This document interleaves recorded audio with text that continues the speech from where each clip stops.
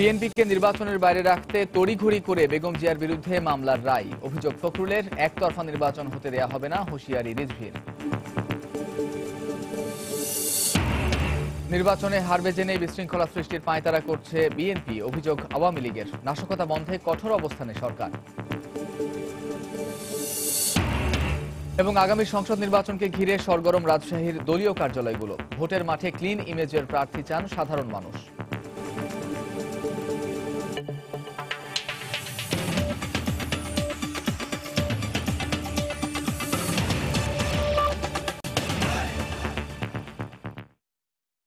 একাদশ জাতীয় সংসদ নির্বাচনকে সামনে রেখে সময় সংবাদে শুরু হয়েছে নির্বাচন সংবাদ। প্রতিদিন রাত ৮টায় থাকছে এ আয়োজন, যেখানে নির্বাচনী খবরের পাশাপাশি থাকবে জাতীয় সংসদের আসনওয়ারি ভোট সংলাপ।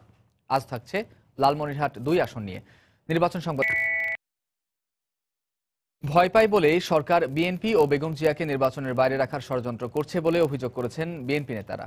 তবে আওয়ামী লীগকে আর কোনো একতরফা নির্বাচন করতে দেয়া হবে না বলেও হুঁশিয়ারি দিয়েছে দলটি।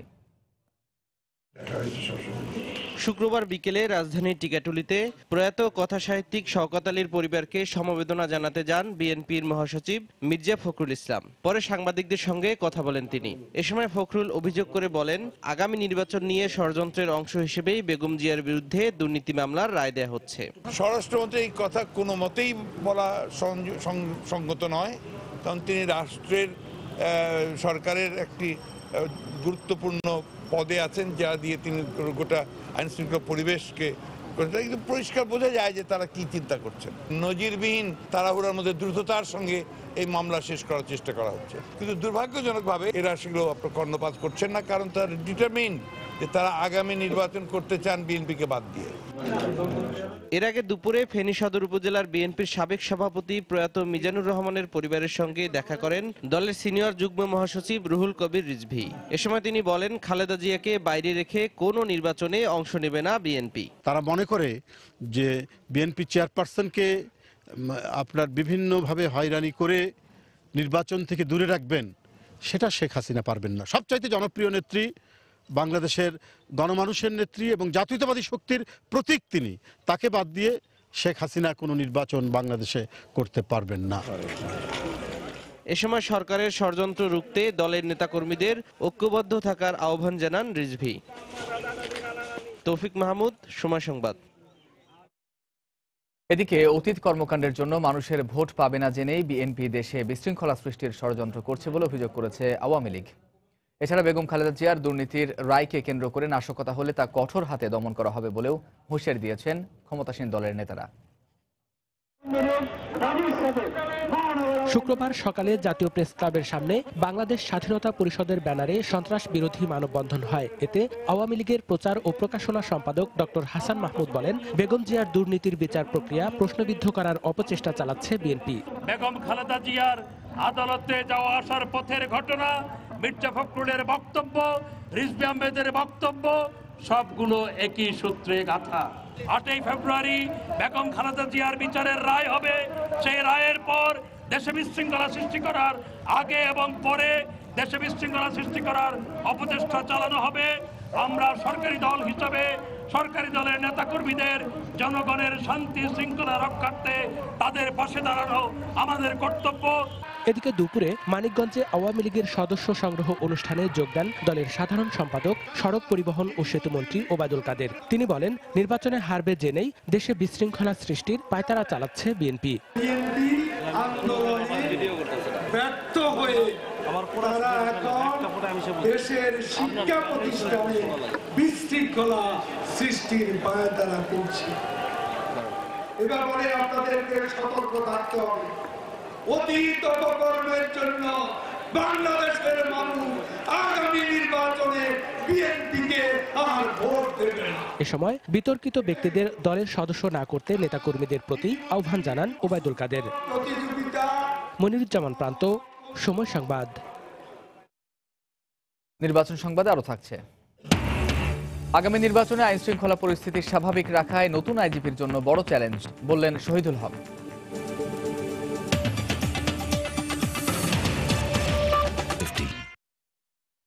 সব ষড়যন্ত্র মোকাবিলা করে সঠিক সময়ে আগামী নির্বাচন অনুষ্ঠানে এখন বড় চ্যালেঞ্জ বলে মন্তব্য করেছেন তথ্যমন্ত্রী হাসানুল হক ইনু। বিকেলে কেন্দ্রীয় শহীদ মিনারে জাতীয় শ্রমিক জোট বাংলাদেশের সম্মেলনে প্রধান অতিথির বক্তব্যে কথা বলেন তিনি। যথাসময়ে নির্বাচন অনুষ্ঠান করা, নির্বাচন বানচালের চক্রান্ত যারা করে সেই বানচালের চক্রান্ত ধ্বংস করে দেওয়া। চ্যালেঞ্জ হচ্ছে রাজাকার জঙ্গি তেতুল হুজুরদের আর তার সঙ্গীদের ক্ষমতার বাইরে রাখা। যে তেতুল হুজুররা নারীদের কাজ করার বিরুদ্ধে ফতোয়া দেয়, সেই তেতুল হুজুরদের বাংলার মাটি থেকে বঙ্গোপসাগরে ফেলে দিতে চাই। আগামী নির্বাচন নিয়ে আলোচনায় না বসলে সরকার পতনের আন্দোলন শুরু হবে বলে হুঁশিয়ারি দিয়েছেন বিএনপির ভাইস চেয়ারম্যান শামসুজ্জামান দুদু। দুপুরে জাতীয় প্রেস ক্লাবে এক অনুষ্ঠানে তিনি একথা বলেন। একই অনুষ্ঠানে বিএনপির স্থায়ী কমিটির সদস্য গয়েশ্বরচন্দ্র রায় বলেছেন, নির্দলীয় সহায়ক সরকার ছাড়া আগামী নির্বাচনে যাবে না বিএনপি। তারা গণতন্ত্রের বিরুদ্ধে যত ধরনের উইপেন্স আছে সব উইপেন্সই ব্যবহার করছে। তাদের শেষ উইপেন্স হল আদালত, জুডিশিয়াল উইপেন্স তারা ব্যবহার করার জন্য আজকে তারা নানা ধরনের কৌশল অবলম্বন করতে। যেই নির্বাচনে জনগণ স্বতঃস্ফূর্তভাবে নিরাপদে ভোট দিতে পারবে সেই নির্বাচনে যাওয়ার জন্য, সেই নির্বাচন করার জন্য বিএনপি সদা প্রস্তুত। প্রথম পছন্দ আলোচনা, অনুরোধ। দ্বিতীয় পছন্দ হচ্ছে রাস্তার আন্দোলন, এবং সেই আন্দোলন যদি আমরা একবার শুরু করি, আপনাকে পরাজিত করার আগে রাস্তা থেকে ঘরে ফেলার কোনো। আগামী নির্বাচনে আইন শৃঙ্খলা পরিস্থিতি স্বাভাবিক রেখে সুষ্ঠু নির্বাচন অনুষ্ঠানে নতুন আইজিপির জন্য বড় চ্যালেঞ্জ হবে বলে মন্তব্য করেছেন মহাপরিদর্শক AKM শহীদুল হক। সকালে রাজধানীর শহীদ পুলিশ স্মৃতি কলেজে ক্রীড়া প্রতিযোগিতা ও পুরস্কার বিতরণ অনুষ্ঠান শেষে তিনি একথা বলেন। তাদের বড় চ্যালেঞ্জ ইলেকশনের বছর, ইলেকশনটাকে সুষ্ঠুভাবে শান্তিপূর্ণভাবে ফেয়ারলি সম্পন্ন করা, এটাই বড় চ্যালেঞ্জ। আর আমি মনে করি তিনিও বহু আমার ব্যাচমেট এবং 32 বছর চাকরি করেছে, তার অনেক অভিজ্ঞতা আছে। আমরা যে গণমুখী পুলিশিং, জনবান্ধব পুলিশিং কার্যক্রম শুরু করেছি, এইটা যেন উনি আরো বেগবান করে, সেটি আমার তার প্রতি আমার পরামর্শ। জনগণে বিশ্বাস নেই বলে বিএনপি সবসময় নির্বাচন বিরোধী কর্মকাণ্ড চালাচ্ছে বলে দাবি করেছেন আওয়ামী লীগের সভাপতি মণ্ডলীর সদস্য অবসরপ্রাপ্ত লেফটেন্যান্ট কর্নেল মোহাম্মদ ফারুক খান। দুপুরে বগুড়া জেলা আওয়ামী লীগ আয়োজিত এক অনুষ্ঠানে তিনি একথা বলেন। 2018 সালের শেষের নির্বাচন বাংলাদেশের জন্য গুরুত্বপূর্ণ নির্বাচন। বিএনপি, জামাত, 20 দলীয় জোট সকল সময় তারা সংবিধান বিরোধী কর্মকাণ্ড করে, তারা সবসময় নির্বাচন বিরোধী কর্মকাণ্ড করে, এবং তারা সবসময় চায় বাংলাদেশে এমন একটা অস্থিরতা সৃষ্টি হোক যার কারণে বাংলাদেশের প্রতিটি মানুষ পিছিয়ে যায়। 2018 সালের নির্বাচনে পুনরায় একইভাবে নৌকা মার্কা ভোট দিয়ে আবার যত শেখ হাসিনার নেতৃত্বে বাংলাদেশকে এগিয়ে নিয়ে যাওয়া নির্বাচন। নির্বাচন সংবাদ আরো থাকছে।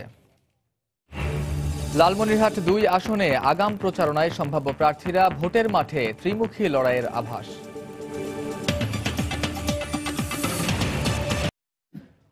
সিটি নির্বাচনের পাশাপাশি সিলেটের প্রতিটি সংসদীয় এলাকায় বইছে একাদশ জাতীয় নির্বাচনের হাওয়া। ভোটের নানা হিসেব নিকেশে ব্যস্ত রাজনৈতিক দল, নাগরিক সমাজ ও সাধারণ মানুষ। এ খবর জানাতে এই মুহূর্তে নগরীর জিন্দাবাজার এলাকায় আছেন সহকর্মী আব্দুল আহাদ। সরাসরি চলে যাচ্ছি তার কাছে। আহাদ।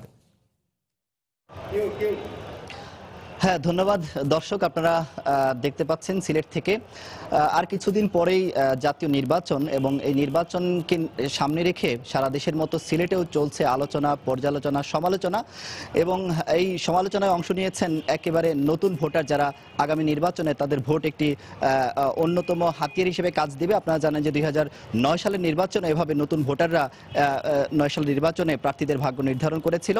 আজ শুক্রবার সিলেটের সবগুলো মার্কেট বন্ধ, এবং এই বন্ধ মার্কেটের সামনে বসে কয়েকজন নতুন ভোটার এখানে আড্ডা দিচ্ছেন, এবং তাদের আড্ডায় উঠে আসছে এই নির্বাচনের বিভিন্ন আলোচনা। আমরা কথা বলবো আজ তাদের সাথে। আপনারা নিশ্চয়ই ভালো আছেন সবাই। নির্বাচন নিয়ে আপনার প্রত্যাশাটা কি? আমি হচ্ছি নতুন ভোটার, গত বছর ভোট দিতে পারিনি। প্রত্যাশায় এবার গণতান্ত্রিক পদ্ধতিতে ভোট দিব। সবার সার্বিক মতামতের ভিত্তিতে একটি সরকার, নবগঠিত সরকার গঠিত হবে। আর সিলেটের কথা বলতে গেলে সিলেটের উন্নয়নের যে বাধাগুলো আছে সেগুলো দূর করা দরকার। সিলেটবাসীর অনেক চাওয়া পাওয়া আছে, এগুলা দূর করা দরকার। রাস্তাঘাটে সংস্কার করা দরকার। পর্যটন শিল্প হিসেবে সিলেট অনেক সুবিখ্যাত বাংলাদেশে, তো রাস্তাঘাট অবশ্যই মেরামত করা দরকার। পর্যটকরা এসে যে ভোগান্তির শিকার হচ্ছেন সিলেটে, সেটা যাতে আর না হয়। আর সিলেটে ইদানিং কিছু সন্ত্রাস হামলা আমরা দেখতে পাচ্ছি, তো সরকারের এই দিকটাতে একটু নজর দেওয়া দরকার। আমরা তরুণ যারা আছি, আমরা শিক্ষার্থী যারা আছি, তারা দেশের কথা ভাবি, তো যারা প্রবীণ নেতারা আছেন তাদেরও দেশের কথা ভাবা উচিত। আমরা যাতে নিরাপদে দেশে বসবাস করতে পারি, এই বিষয়টা তাদের দেখা উচিত। ধন্যবাদ। ধন্যবাদ আপনাকে। আপনি কি ভাবছেন যে আগামী নির্বাচনে আপনি কি ধরনের প্রার্থী চান এবং উন্নয়নটা কি উন্নয়ন হওয়া দরকার সিলেটে? আপনারা জানেন যে সিলেটে অনেক টাকা অলস মানি পড়ে আছে, আপনি কি ভাবছেন? সিলেটে এ পর্যন্ত যতবারই সরকার গঠন হয়েছে, সিলেটের যারাই ছিলেন জনপ্রতিনিধি হিসেবে, সড়ক বিভাগটা একদম দুরবস্থার মধ্যে আছে। পর্যটনের উনি যেটা বললেন যে পর্যটনের আসলে খুব খারাপ অবস্থা। আমাদের যে অলস মানিটা ব্যাংকে আছে প্রায় 50,000 কোটি টাকা, এই টাকাটা অলস পড়ে আছে। আমাদের বিসিক শিল্পনগরী এলাকা মানে একদম ফাঁকা। অন্যান্য ডিস্ট্রিক্টের যে বেসিক শিল্পনগরী অনেক উন্নত, আমাদের সেই তুলনায় কিছুই নাই। তাই আমাদের এখানে যদি এইভাবে চিন্তা করা হয় যে এই টাকাটা আমাদের শিল্পনগরীতে ইনভেস্ট করলে আমাদের যে প্রবাসের দিকে যে মনোযোগ, তরুণ প্রজন্মের যে প্রবাসে যাওয়ার যে প্রবণতা, সেটা কমে আসবে এবং দেশের উন্নয়নে এরা কাজে লাগবে। আমার কাছে মনে হয় যে নতুন যিনি আসবেন নির্বাচিত জনপ্রতিনিধি, তিনি এই বিষয়টাকে অধিক গুরুত্বের সাথে নিয়ে কাজ করলে আমার মনে হয় আমার এলাকার উন্নয়ন হবে। আপনি যেটা বলতে চাচ্ছেন যে সিলেটের অনেক টাকা অলস পড়ে আছে এবং সিলেটের প্রচুর তরুণ বেকার ঘুরছে আসলে তাদের কর্মসংস্থানের অভাবে, এবং সিলেটে সেই তুলনায় যে ইন্ডাস্ট্রি সিলেটে গড়ে উঠছে না। আমি কথা বলবো আরেকজনের ভোটারের সাথে। আপনিও নিশ্চয়ই নতুন ভোটার এবং এবার প্রথম ভোট দিবেন, আপনি কি ভাবছেন? আমাদের সিলেটে আসলে শিক্ষিত বেকারের হারটা বেশি। শিক্ষিত হয়ে ছেলেবেলেরা চাকরি পাচ্ছে না, কর্মসংস্থানে যেতে পারছে না। উচ্চ শিক্ষিত ছেলেবেলেরা রাস্তায় ঘুরতেছে, তারা অসহায়ত্ব ফিল করছে। আমরা চাই যে একটা কর্মমুখী সরকার হোক এই ছেলেগুলোরে, যাতে কর্মসংস্থানের ব্যবস্থা করা হয়, সেই প্রতিনিধি চাই আমরা। ধন্যবাদ আপনাকে। দর্শক, আমরা কথা বলবো যে আগামী নির্বাচনে তারা কি ধরনের প্রার্থী চায়। যে দেখা যায় যে ভোটাররা ভোট দেন কিন্তু ভোটের পরে, ভোটের আগে যে প্রতিশ্রুতি দেওয়া হয় সেই প্রতিশ্রুতি ভোটের পরে প্রার্থীরা ভুলে যান। আমরা কথা বলবো এই নিয়ে, আপনি কি ধরনের প্রার্থী চান? আসলে দেখেন, প্রতিবারই নির্বাচনের সময় যে আমাদের প্রার্থীরা আমাদেরকে আশ্বস্ত করেন অনেকভাবে, সেই যে আশ্বস্ততার মধ্যেই সীমাবদ্ধ থেকে যায়। তা আমি চাই যে এসব যেন তারা যা আশ্বস্ত করেন সেটা যে বাস্তবায়ন হয়। যারা নতুন আসেন যেমন সেটা বাস্তবায়নে আসলে নিজেদেরকে কার্যকরীভাবে পদক্ষেপ নেন, সেটা বাস্তবায়নে সেটা করুক। আর আমি শিক্ষা ব্যবস্থার ক্ষেত্রে বলবো যে বর্তমান সময়ে যে প্রশ্নপত্রের বিষয়টা আমাদের সবারই জানা, প্রত্যেকে পদক্ষেপ নিতেছেন কিন্তু প্রশ্নপত্র কিন্তু প্রতিনিয়তই ফাঁস হইতেছে। তো আমি বলবো যে নতুন নির্বাচনে আগ থেকেই যেন সবাই এই ধরনের একটা পদক্ষেপ নেন, যেন প্রশ্নপত্রের বিষয়টা আসলেই যেন বন্ধ করা যায়, সেটা যেন আশ্বাসের মধ্যে সীমাবদ্ধ না থাকে আর কি। ধন্যবাদ আপনাকে। আপনি কি মনে করছেন যে কি ধরনের প্রার্থী আপনার প্রত্যাশা, বা আপনি কাদেরকে ভোট দিবেন, কোন যোগ্যতা দেখে আপনি ভোট দিবেন? আমি এমন এক ধরনের প্রার্থী চাই যারা দুর্নীতি থেকে মুক্ত থাকবে, দেশের কল্যাণের কাছে অগ্রসর হবে এবং শিক্ষিত আমাদের আমরা শিক্ষিত যারা, তাদের প্রতি লক্ষ্য রাখবে আমাদের চাকরির ক্ষেত্রে। এবং আমাদের এই সিলেটে রাস্তাঘাটের যে অবস্থা, এগুলো যেন যারাই আসবে, যে কোনো দলেই হোক, আওয়ামী লীগ হোক আর বিএনপি হোক, তারা যেন এই রাস্তাঘাটগুলোর উন্নয়নের চেষ্টা করে। হ্যাঁ দর্শক, সিলেটে একটি বড় সমস্যা হচ্ছে সন্ত্রাস এবং শিক্ষাঙ্গনে বা শিক্ষা প্রতিষ্ঠানে সেই সন্ত্রাস প্রতিনিয়ত হচ্ছে। আপনারা জানেন যে প্রতি মাসে একটি হত্যাকাণ্ড হচ্ছে সিলেটের শিক্ষা প্রতিষ্ঠানগুলোতে, এবং এ নিয়ে যে তরুণ প্রজন্ম যারা, তারা সবাই সন্দিহান এবং তারা অনেকটা আতঙ্ক নিয়ে তারা তাদের শিক্ষা প্রতিষ্ঠানে যেতে হয় যে তারা আবার প্রাণ নিয়ে ফিরে আসতে পারবে না। এই বিষয়গুলো নিয়েও তারা ভাবছেন। আমি কথা বলবো একজনের সাথে। আপনি কি ভাবছেন শিক্ষাঙ্গন নিয়ে? আমি মনে করি একজন আমাদের জনপ্রতিনিধি যিনি নির্বাচিত হবেন, একজন শিক্ষিত সুশিক্ষিত আমরা এরকম নির্বাচিত করব। তিনি যে কোনো দলের হোক, আমরা চাই একজন শিক্ষিত নির্বাচিত, তাহলে আমাদের শিক্ষার প্রতি উনি গুরুত্ব দেবেন, যেহেতু উনি নিজেই শিক্ষিত থাকবেন। আমরা এইরকম প্রার্থী নির্বাচিত করতে চাই ভবিষ্যতে। হ্যাঁ ধন্যবাদ।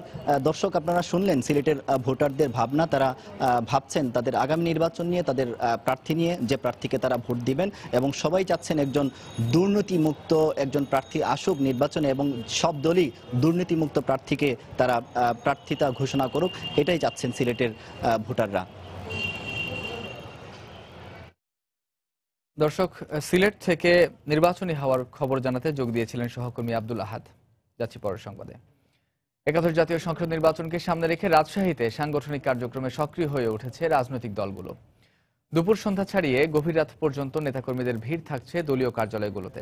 সবার মাঝে আগামী নির্বাচনের মাঠে এগিয়ে থাকার ভাবনা। আওয়ামী লীগ এবং বিএনপির জেলা ও নগর কার্যালয়ে কর্মী সমর্থকদের নিয়ে ভিড় করছেন সম্ভাব্য প্রার্থীরাও। কেন্দ্রের সবুজ সংকেতের আশায় নেতাদের সঙ্গে বাড়াচ্ছেন যোগাযোগ। এদিকে সুষ্ঠু নির্বাচনের পাশাপাশি যোগ্য প্রার্থীদের দলীয় মনোনয়ন দেওয়ার প্রত্যাশা সাধারণ মানুষের। আমরা চাই যে একটা সুষ্ঠু নির্বাচন হোক, আর যেন গাড়ি পোড়ানো, আর যেন ভাঙচুর, আর যেন দেশের জনগণের কোনো ক্ষতিকর কিছু না হয়। কাজ কাম আচার ব্যবহার সব দিক দিয়ে ভালো হওয়া লাগবে। জনগণের কাছে আগিয়ে আসবে, জনগণকে ভালোবাসবে, এরকম নেতা চাই। রাস্তাঘাটের উন্নয়ন করবে, চিকিৎসা খাতে উন্নয়ন করবে, শিক্ষা খাতে উন্নয়ন করবে। এবং দেখছেন নির্বাচন সংবাদ। লালমনিরহাট 2 আসনে বইতে শুরু করেছে জাতীয় নির্বাচনের হাওয়া। চলছে রাজনৈতিক কার্যালয় ছাপিয়ে পাড়া মহল্লায় ভোটের হিসেব নিকেশ। আগাম কৌশলী প্রচারণায় নেমেছেন সম্ভাব্য প্রার্থীরাও। পাওয়া যাচ্ছে একসময়ের জাতীয় পার্টির দুর্গে এবার ত্রিমুখী লড়াইয়ের আভাস। তবে দলীয় প্রতীক নয়, প্রার্থীর কর্মকাণ্ডকেই বিবেচনায় নেওয়ার কথা বলছেন ভোটাররা। মোফাক্খারুল ইসলাম মঞ্জুর তথ্যচিত্রে ডেস্ক রিপোর্ট। আদিতমারি ও কালীগঞ্জ উপজেলা নিয়ে লালমনিরহাট 2 সংসদীয় আসন, যেখানে বরাবরই জাতীয় পার্টির আধিপত্য। 1979 সালে নির্বাচিত হন জাতীয় পার্টির মুজিবুর রহমান। এরপর 1996 সালের ফেব্রুয়ারি ছাড়া 2008 পর্যন্ত 6টি জাতীয় নির্বাচনেও টানা জয় পান তিনি। সবশেষ 2014 সালে বিনা প্রতিদ্বন্দ্বিতায় নির্বাচিত হন আওয়ামী লীগের প্রার্থী। নতুন বছরে একাদশ জাতীয় নির্বাচন নিয়ে এই সংসদীয় এলাকায় চলছে নানা হিসেব নিকেশ। জনপ্রিয়তায় এগিয়ে থাকতে নেমেছেন মাঠে সম্ভাব্য প্রার্থীরাও। মুজিবুর রহমানের মৃত্যুতে হেভিওয়েট প্রার্থী সংকটে জাতীয় পার্টি। এক্ষেত্রে এবারও জয় নিয়ে আশাবাদী আওয়ামী লীগ। বিগত 4 বছরে মাননীয় প্রধানমন্ত্রীর নেতৃত্বে আমার নির্বাচনী এলাকায় যে কর্মকাণ্ডগুলি সফলভাবে আমি বাস্তবায়িত করেছি, আমার দৃঢ় বিশ্বাস এবং আমি সেই কাজ নিয়ে বলতে পারি জয়ের ব্যাপারে আমি অত্যন্ত আশাবাদী। আমার দল একটা অত্যন্ত সুশৃঙ্খল দল, এই দলের মধ্যে কোনো কোন্দল নাই, এবং আমি একমাত্র আপনার এখানে প্রার্থী। বিপুল ভোটের ব্যবধানে আমি জয়লাভ করব এবং আমার প্রিয় নেতা পল্লীবন্ধু হোসেন মোহাম্মদ এরশাদের হাতে এই আসন পুনরুদ্ধার করে আমি তার হাতে তুলে দিতে পারবো। এদিকে আগামী নির্বাচনকে ঘিরে মাঠে নেমেছে বিএনপিও। হেভিওয়েট প্রার্থী দিয়ে ভোটের মাঠে হাড্ডাহাড্ডি লড়াই চায় দলটি। সাবেক উপমন্ত্রী অধ্যক্ষ আসাদুল হক দুলু মহোদয়কে যদি দল এখানে নমিনেশন দেন, তাহলে আমার বিশ্বাস এই আসনটি বিজয় নিশ্চিত করানো সম্ভব হবে। জেলা নির্বাচন কার্যালয়ের তথ্য মতে লালমনিরহাট 2 আসনে মোট ভোটার 3,36,000। সময় সংবাদ, লালমনিরহাট। দর্শক, নির্বাচন সংবাদে প্রতিদিনই আমরা চেষ্টা করছি দেশের প্রতিটি সংসদীয় আসনের স্থানীয় রাজনীতি সম্পর্কে আপনাদের জানাবার। আজ থাকছে লালমনিরহাট 2 আসন নিয়ে ভোট সংলাপ।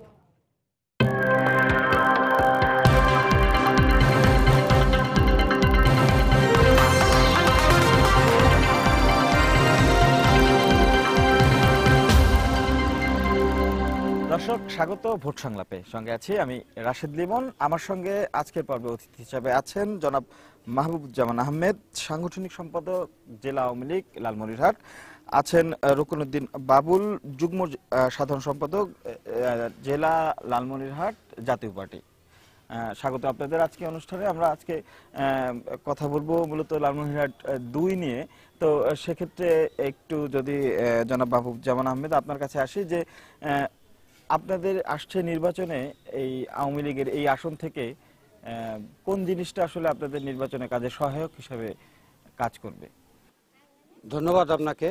আমাদের লালমনিরহাট 2 আসনে যেটা সবচেয়ে বড় যে জিনিসটা আমাদের কাজ করবে, যে জননেত্রী শেখ হাসিনা লালমনিরহাট 2 আসনের আমাদের আওয়ামী লীগের প্রার্থী জনাব নুরুজ্জামান আহমেদকে মন্ত্রিসভায় ঠাঁই দেওয়ার পর থেকে অত্র এলাকায় ব্যাপকভাবে উন্নয়ন সাধিত হয়েছে।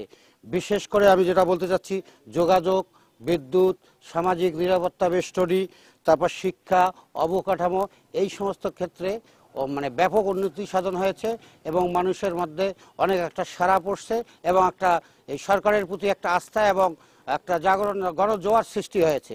আমাদের কালীগঞ্জ এবং আদিতমারী উপজেলায় আগামী ডিসেম্বরের মধ্যে 100% বয়স্ক এবং প্রতিবন্ধী ভাতা পেয়ে যাবে এবং পেয়ে গেছে, 90% হয়ে গেছে, এবং আগামী 18 সালের মধ্যে বিধবা ভাতা যে সমস্ত আছে সেটা সম্পূর্ণ ফুলফিল হয়ে যাবে। আমাদের উপজেলায় একটি মা এবং শিশু হাসপাতাল প্রতিষ্ঠিত হচ্ছে। আমাদের যোগাযোগ ক্ষেত্রে কালীগঞ্জ উপজেলায় একটা অভূত পরিবর্তন এসে গেছে। বিশেষ করে এই যে আমাদের জেলা শহরে একটা ব্রিজ ছিল, স্বর্ণমতী ব্রিজ, সেটা তার আমলে, তার অজ্ঞতায়, তার ইয়াতেই সেই ব্রিজটি তৈরি হয়ে গেছে এবং জেলা শহরের সঙ্গে 4টি উপজেলার কানেকশন এখন সুন্দরভাবে চলছে। আর দ্বিতীয় তিস্তা, মহিপুর এবং তিস্তা সেতু হওয়ার পর আমরা বিভাগের সঙ্গে যেখানে 100 কিলোমিটার ঘুরে যেতে হতো, সেখানে আমরা মাত্র 10 কিলোমিটারের মধ্যে আমরা বিভাগের সঙ্গে সংযোগ রাখতে পারতেছি। এবং পাশাপাশি আদিতমারী এবং কালীগঞ্জ উপজেলায় ইতিমধ্যেই তিনি প্রায় 300 কিলোমিটার পাকা রাস্তা তিনি কমপ্লিট করেছে এবং এখনো 200 কিলোমিটার রাস্তা এখনো প্রক্রিয়াধীন আছে, এগুলো হয়ে যাবে। এবং কালীগঞ্জ এবং আদিতমারীতে এমন কোনো ব্রিজ এবং কালভার্ট নাই, কেউ দেখাতে পারবে না যেখানে ব্রিজের কালভার্ট, সেই অভাব পর্যন্ত তিনি পূরণ করে দিয়েছেন। আচ্ছা, সেক্ষেত্রে জনাব রকুলউদ্দিন বাবুল, আমি যদি একই প্রশ্ন আপনাকে করি, যে আগামী নির্বাচনে ভোট বেশি পেতে বা বিজয়ী হতে কোন জিনিসগুলো এই আসনে সহায়ক হিসেবে কাজ করবে? যে 200-300 কিলো রাস্তার কথা বলা হয়েছে আর কি, আপনার এইগুলোর আর কি আমার মনে হয় পেন এন্ড পেপারসে আর কি আপনার কোনো প্রমাণ আর কি আপনার দাখিল করতে পারবেন না। বিদ্যুতের যে উন্নয়নের কথা বলা হয়েছে, বিদ্যুতের যে অবস্থা আর কি আপনার বলতে গেলে 24 ঘন্টার মধ্যে মানে 12 ঘন্টা বিদ্যুৎ আর কি আপনার থাকে না। যোগাযোগ ব্যবস্থার কথা যেটি বলা হয়েছে, এই তিস্তা মানে ব্যারেজ, এটি আপনার মানে মুজিবুর রহমান এমপি সাহেব যখন এমপি ছিলেন আর কি আপনার, আমাদের জাতীয় পার্টির এমপি, ওনার আমলে কাজ শুরু হয়েছে, এটি আপনার চলমান রয়েছে। আর স্বর্ণমতী ব্রিজ আর কি যেটি বলা হয়েছে আর কি আপনার, মানে এটি প্রক্রিয়াধীন ছিলেন আর কি আপনার, এই সরকার আমলে কাজ শুরু হয়েছে। লালমনিরহাট জেলা বুড়িমারি যে স্থলবন্দর, এটি জাতীয় পার্টির আমলে হয়েছে। আজকে যে লালমনিরহাট জেলা থানা, মানে এটি একটি থানা ছিল, সেটিও আর কি আপনার জাতীয় পার্টির আমলে আপনার কি জেলায় রূপান্তরিত হয়েছে। লালমনিরহাট জেলায় আজকে পাটগ্রাম সরকারি স্কুল, পাটগ্রাম বালিকা বয়েজ স্কুল, বালিকা স্কুল, আজকে কালীগঞ্জের যে তুষভান্ডার সরকারি স্কুল, তুষভান্ডার বালিকা বিদ্যালয়, লালমনিরহাট সরকারি স্কুল, লালমনিরহাট বালিকা বিদ্যালয়, লালমনিরহাট মজিদা খাতুন মানে মহিলা কলেজ, এগুলো লালমনিরহাট সরকারি কলেজ, এগুলো সবই আর কি আপনার আমার প্রিয় নেতা পল্লীবন্ধু হোসেন মোহাম্মদ এরশাদের আপনার হাতে আর কি আপনার হয়েছে। এই সেই জায়গাটা কি আপনারা ধরে রাখতে পেরেছেন এই আসনে? যে পল্লীবন্ধু হোসেন মোহাম্মদ এরশাদ মহোদয় উনি ক্ষমতা থেকে যাওয়ার পরে যে 4টি সংসদ নির্বাচন হয়েছে, 91, 96, 2001, 2008, 4টি সংসদ নির্বাচনে বিপুল ভোটের ব্যবধানে আমাদের সাবেক সংসদ সদস্য মুজিবুর রহমান জিতেছিলেন।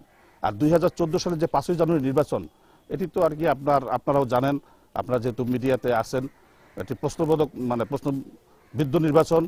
এই নির্বাচন কিভাবে হয়েছে সেই সময় আর কি আপনার আমাদের মুজিবুর রহমান সাহেব উনি নমিনেশন সাবমিট না করার কারণেই বিনা ভোটে আর কি আপনার আওয়ামী লীগ আজকে এমপি আচ্ছা জনাব মোহাম্মদ, একটা জিনিস যে এই আসনটা তো আসলেই বেশ কয়েক বছর ধরে এই পর্বের আগেই কিন্তু জাতীয় পার্টির বলা যায় ঘাঁটি হিসেবে বিবেচিত ছিল। সেক্ষেত্রে আপনারা এখন আপনাদের আওতার এই আপনাদের প্রার্থী রয়েছে সংসদ সদস্য হিসেবে, সেক্ষেত্রে এইটা যাতে আবার পুনঃদখল না হয় বা নিজেদেরকে এই আসনে ধরে রাখতে মানুষের কতখানি কাছে যেতে পেরেছেন বা কতখানি আস্থা অর্জন করতে পেরেছেন? আপনি যে বিদ্যুতের কথা বললেন, আমি বলতে পারছি ইতিমধ্যে আদিতমারি এবং কালীগঞ্জ উপজেলায় প্রায় 70% মানুষ বিদ্যুতের আওতায় এসে গেছে।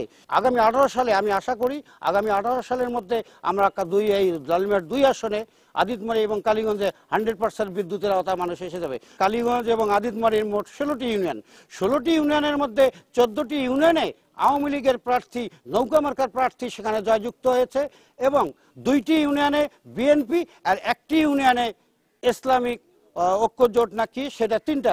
এখানে জাতীয় পার্টির কোনো প্রার্থীও চেয়ারম্যান হিসেবে আসে নাই, তারা 16টা প্রার্থীও দিতে পারে নাই।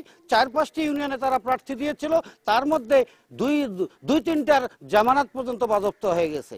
জনগণ আমাদের প্রিয় নেতা, আমাদের লালমিয়ার 2 আসনের আমাদের নেতা জনাব আলহাজ নুরুজ্জামান আহমেদের দিকে তাকিয়ে আছে।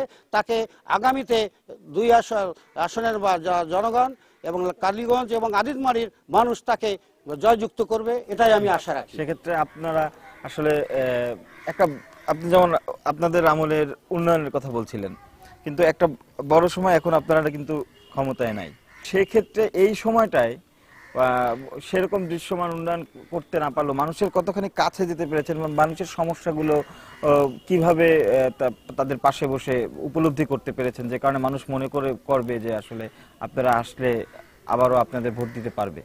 আদিতমারি কালীগঞ্জ উপজেলা আমরা যে 2টি থানা সম্মেলন করি, এই থানা সম্মেলনের চিফ গেস্ট আমাদের জেলার অভিভাবক জাতীয় পার্টির সম্মানিত দলের কো চেয়ারম্যান জিএম কাদের মহোদয় চিফ গেস্ট ছিলেন এবং ওনার উপস্থিতিতে আমরা কাউন্সিলর তো উপস্থিত ছিলেনই 100%, কাউন্সিলর ব্যতীত ডেলিগেটের যে উপস্থিতি ছিল এটি একটি রেকর্ড, যে সারা দেশে মানে কোনো দলের আওয়ামী লীগ বিএনপি জাতীয় পার্টির কোনো দলের এত সংখ্যক লোকের উপস্থিতির মাধ্যমে যে কোনো কাউন্সিল ঘটেছে কিনা, এটা অনেক বিজ্ঞ রাজনীতিবিদ সেখানে উপস্থিত। কাউন্সিলের পরে কি আপনারা আসলে দল সুসংগঠিত করলেন, কিন্তু এই দলের মানুষগুলো কি আপনারা মাঠের মানুষের কাছে গিয়েছেন, ভোটারদের কাছে গিয়েছেন?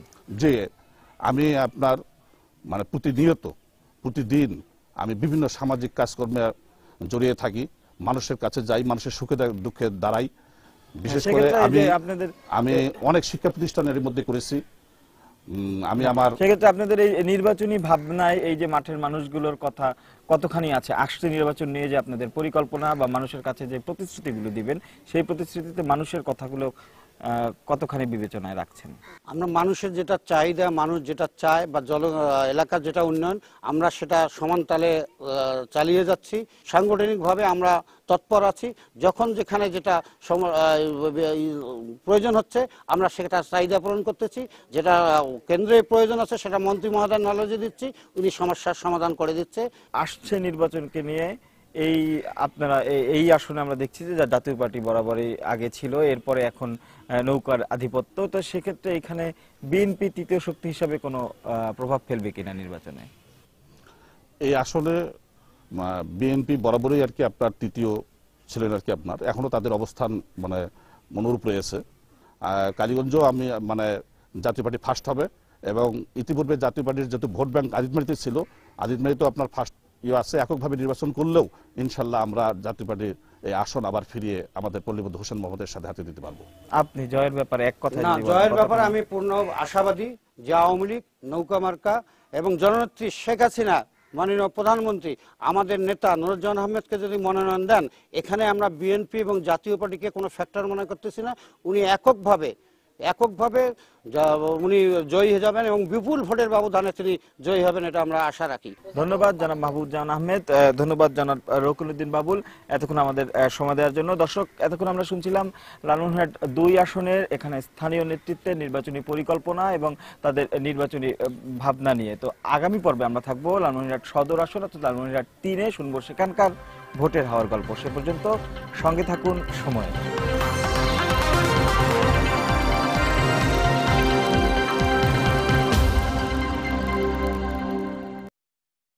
দর্শক দেখছিলেন ভোট সংলাপ। এ পর্যায়ে নির্বাচন সংবাদের শিরোনামগুলো জানিয়ে দিচ্ছি আরও একবার। বিএনপিকে নির্বাচনের বাইরে রাখতে তড়িঘড়ি করে বেগম জিয়ার বিরুদ্ধে মামলার রায়, অভিযোগ ফখরুলের। একতরফা নির্বাচন হতে দেয়া হবে না, হুঁশিয়ারি রিজভীর। নির্বাচনে হারবে জেনে বিশৃঙ্খলা সৃষ্টির পাঁয়তারা করছে বিএনপি, অভিযোগ আওয়ামী লীগের। নাশকতা বন্ধে কঠোর অবস্থানে সরকার। এবং আগামী সংসদ নির্বাচনকে ঘিরে সরগরম রাজশাহীর দলীয় কার্যালয়গুলো। ভোটের মাঠে ক্লিন ইমেজের প্রার্থী চান সাধারণ মানুষ। এই ছিল এখনকার মতো। যে কোনো খবর পেতে ভিজিট করুন সময়নিউজ.tv। যে কোনো বাংলা লিংক ও রবি নম্বর থেকে সময় সংবাদের খবর, অনুষ্ঠান সম্পর্কে জানতে এবং যে কোনো তথ্য সময় সংবাদকে জানাতে ডায়াল করুন 16242 নম্বরে। এছাড়া মাত্র পাওয়া খবর আপনার মোবাইলে পেতে SMS করুন *BN লিখে পাঠিয়ে দিন 16242 নম্বরে। আর সঙ্গে থাকুন সময়।